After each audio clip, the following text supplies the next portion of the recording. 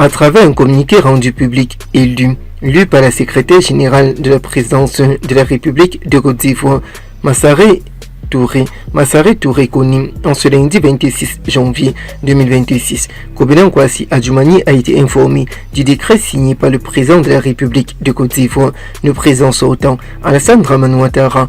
Ces nominations concernent plusieurs anciens membres proches collaborateurs du gouvernement, à l'exception de l'ancien président de l'Assemblée nationale de Côte d'Ivoire, Adama Bictogo.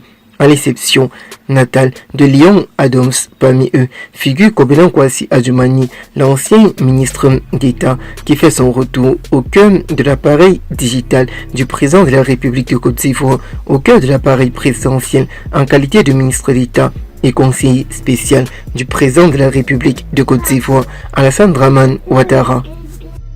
En tant que conseiller spécial à la présidence de la République de Côte d'Ivoire, cette annonce s'inscrit dans la continuité des déclarations faites par le chef de l'État lors du Conseil des ministres du samedi 24 janvier 2026. À cette occasion, le président Alassane Dramane Ouattara avait tenu à saluer les membres sortants de son parti politique, tels que nous avons entre autres certains membres proches collaborateurs qui cherchaient à réclamer à tout prix la non-participation du président de la République de Côte d'Ivoire aux élections qui arrivent en 2030 du gouvernement en CTMC. J'ai bien évidemment une grande pensée pour ceux qui ne font plus partie du gouvernement en ce moment, de ce nouveau gouvernement dont j'avais autrefois réitéré, et je leur ai réitéré mes sincères remerciements, avait écrit le président Alassane Ouattara.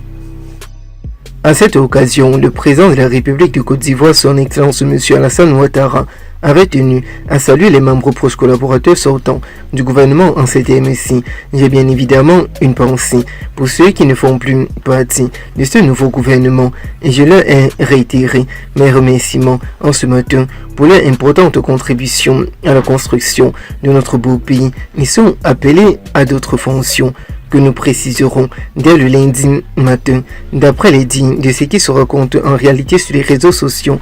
À travers ces nominations, le président de la République de Côte d'Ivoire entend s'appuyer sur l'expérience de cadres proches collaborateurs chevronnés afin de renforcer l'action stratégie sociopolitique de la présidence et d'assurer une mise en œuvre efficace de ses orientations politiques pour le nouveau mandat à la tête de la Côte d'Ivoire.